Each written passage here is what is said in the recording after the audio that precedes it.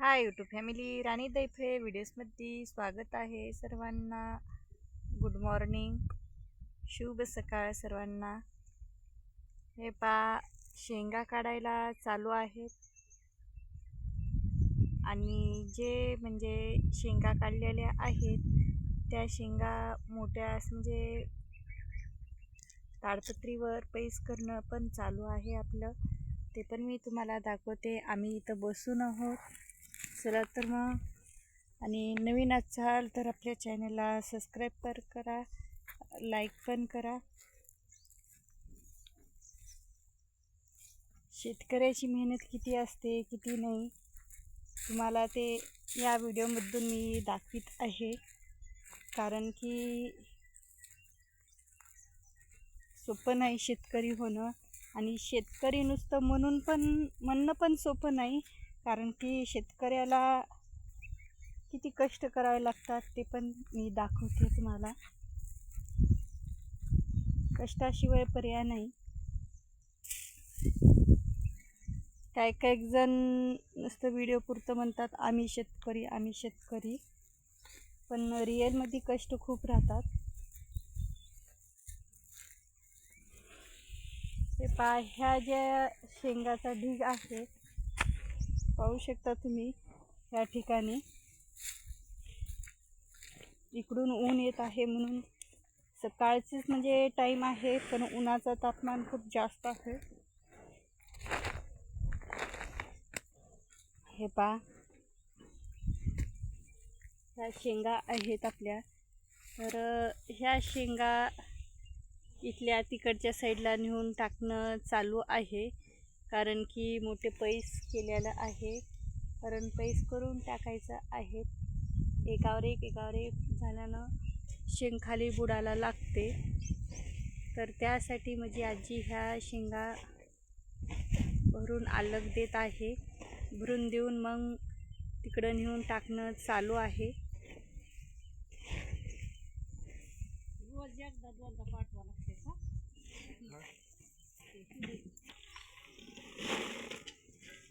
हे असं दाण्यामध्ये भरून तिकडं टाकणं चालूच आहे.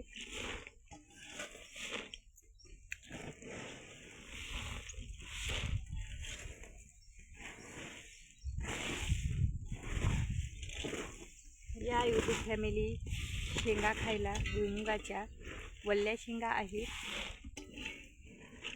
एकावर एक टाकल्यानं खाली खराब होतात, म्हणून पैस करणं चालू आहे.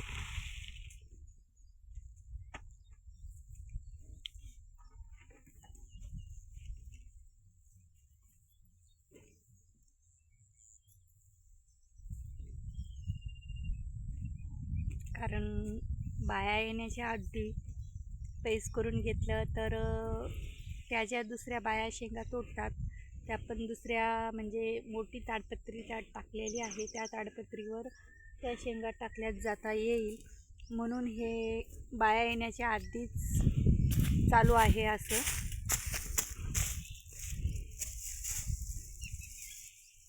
उगं नाही शेतकऱ्याची मेहनत. शेतकऱ्याला खूप मेहनत करावी लागते, आणि शहरामध्ये सहज असं म्हणजे खाल्ल्या जातं.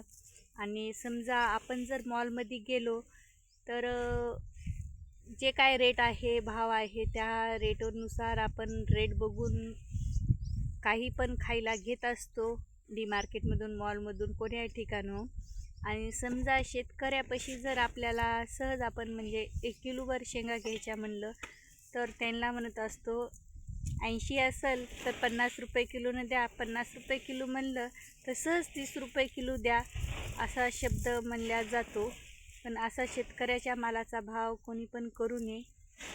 जे शेतकरी म्हणजे ज्या भावानं विकतो त्या भावानंच घेतलं पाहिजे. कारण की शेतकऱ्याचे खूप कष्ट राहतात त्यामागे.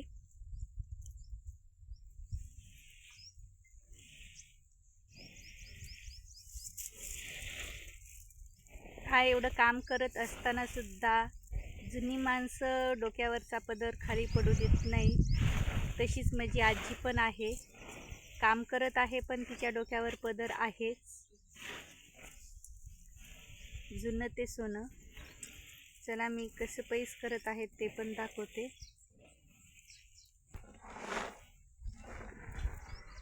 चला आपल्याला जे आता शेंगा दुसरीकडं म्हणजे टाकत आहे तेच तुम्हाला मी दाखवत आहे. कुंकड टाकत आहेत इकडच्या साईडकडून आणून दुसरी मोठी ताडपत्री टाकलेली आहे त्या ताडपत्रीवर टाकून घेत आहेत. ते अजून पण एवढा असं आपला हे भुईमुग राहिलेला आहे काढायचा.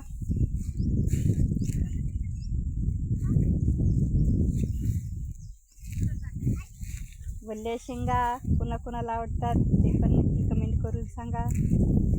वल्ल्या शेंगा भाजून पण छान लागतात, उकडून मीठ टाकून पण छान लागतात खायला.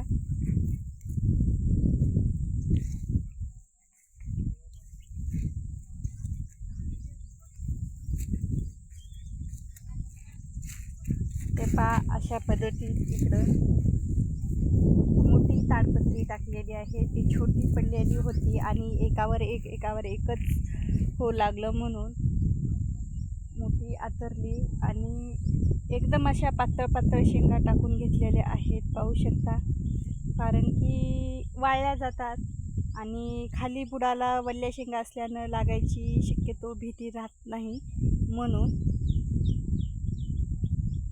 पटकन वाळतात. वल्ल्या शेंगा बुडाला लवकर लागतात म्हणून असं वाळू घालायची म्हणजे पद्धत चालू आहे.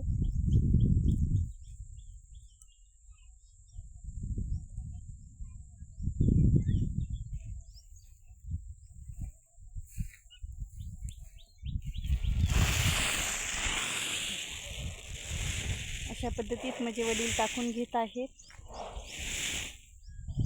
कारण की शेतामध्ये बाया येण्याच्या आधी हे सर्व काम पूर्ण झालं पाहिजे म्हणून. कारण नंतर हे वेलं जे आहेत हे पण उपटून घ्यायचे आहेत. काही बाया उपटून घेतात, काही बायाला आपल्याला उपटून द्यावं लागतात हे वेलं.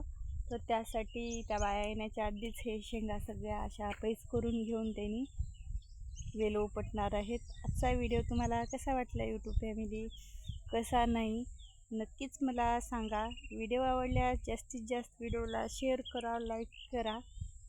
नवीन असाल तर आपल्या चॅनलला सबस्क्राईब करून घ्या. चला तर मग बाय, भेटूत अशाच नवीन एखाद्या व्हिडिओमध्ये. चला बाय.